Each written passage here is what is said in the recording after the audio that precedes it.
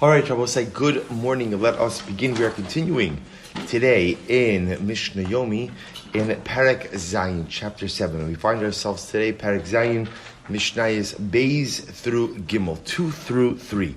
So Mishnah Beis says as follows: Noshim va'avodim ukitanim ein mizamnin aleihem.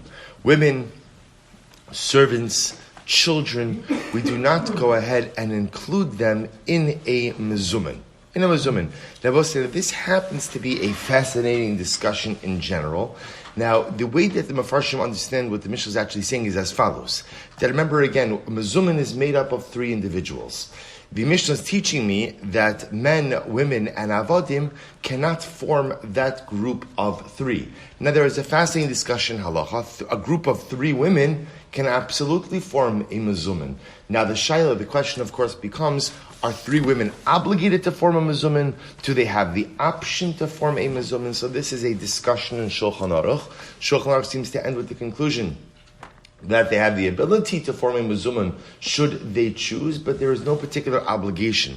The reason why men and women together cannot form a mezumin is Chazal were concerned about a certain I'll call it immorality, but it's more like a kalas rosh, a certain level of levity. So in order to avoid that, you see Chazal sometimes try to go ahead and keep a certain separation in order to maintain proper behaviors. Therefore, men and women cannot form together for a mezumin. Katan is obvious. Katan are children. They're not chayiv in anything. If you're not chayiv, you can't form a mezumin. And remember again, an eved in this context, eved means an eved kinani has the same basic halachas as an isha, as a woman as well. Ad kama mizanin. So I'll say, how much do you have to eat in order to be part of a mezumin? Ad kizayis. You have to eat a kizayis. Rabbi Yehuda Omer ad kabeis. Rabbi Yehuda says no. Now remember again, a kizayis literally means the size of an olive. Size of an olive. The truth is, we've already spoken about this many times in the past in Daf Yomi, that the Talmudic olive is much bigger than our olive, right? The Talmudic olive is probably a bit closer to what we contemporarily look at as an egg.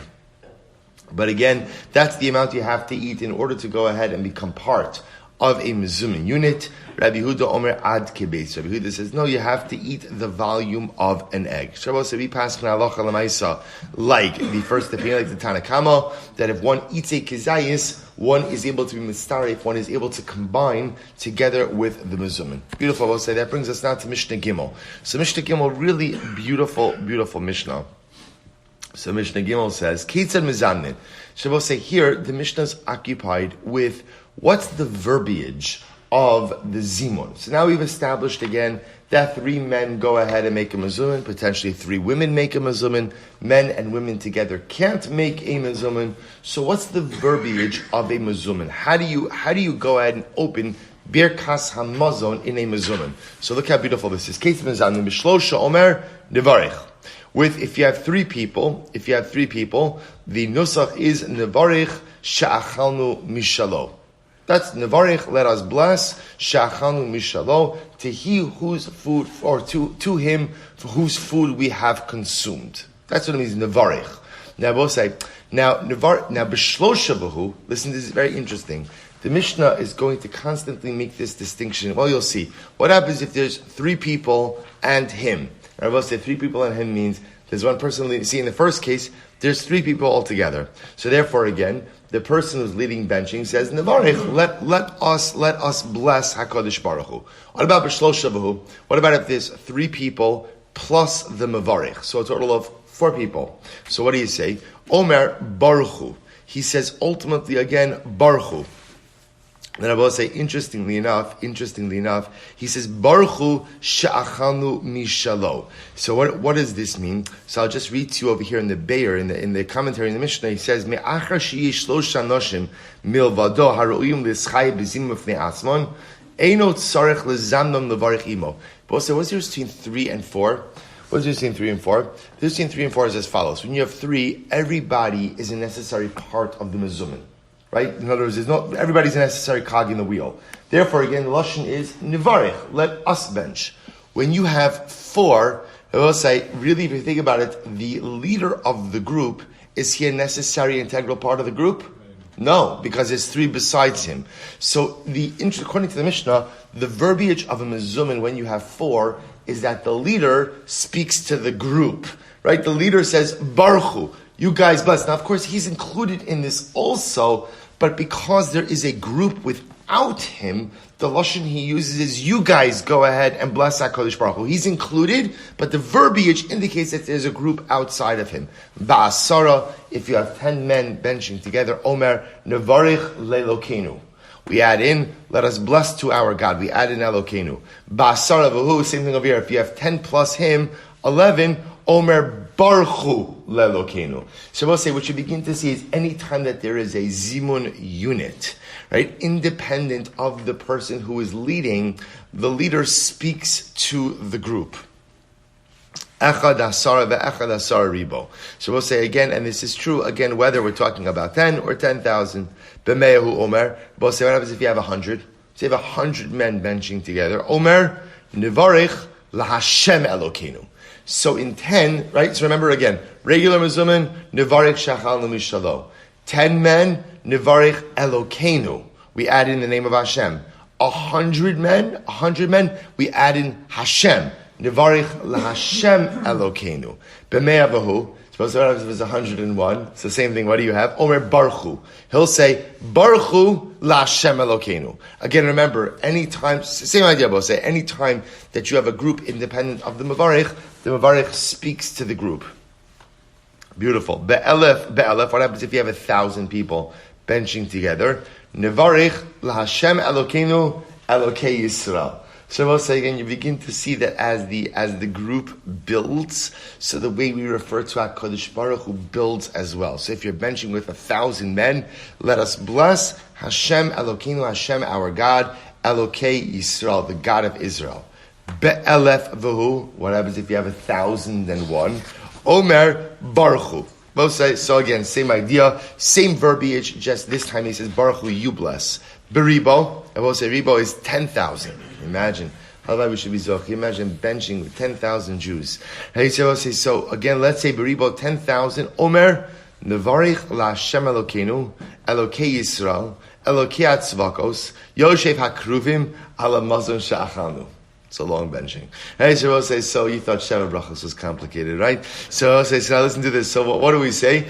Let us bless Hashem our God, the God of Israel, the God of the hosts, who dwells amongst the Kruvim on the food that we have consumed. Beribo v'hu. Ultimately, again, if it's 10,000 and him, so once again, Omer Baruch Hu. He'll say the same opening line, but instead of saying the Varich, Baruch Hu, you bless, because there's a unit independent of him. Ki'inyan shu mevarich, and I'm both saying the response always mirrors the opening line of the mezuman. So ki'inyan shu mevarich, kach onin acharov. So they give the example with the group of 10,000. The same way we go ahead and we bench, or the same way that the mevarich leads, is the same way everyone responds. Baruch Hashem Elokeinu, Elokei Yisrael, Elokei Atzvakos, Yoshev HaKruvim Ala Mazon Sha'achanu. So we'll say again, the response always mirrors the verbiage of the leader. Rabbi Yossi Lili Omer, Rabbi Yossi Lili says, Lefi Rov Hakal Hi Mevarchin. Rabbi Yossi Lili says that at the end of the day, according to the bracha of the zimun depends on the size of the crowd, which we've seen.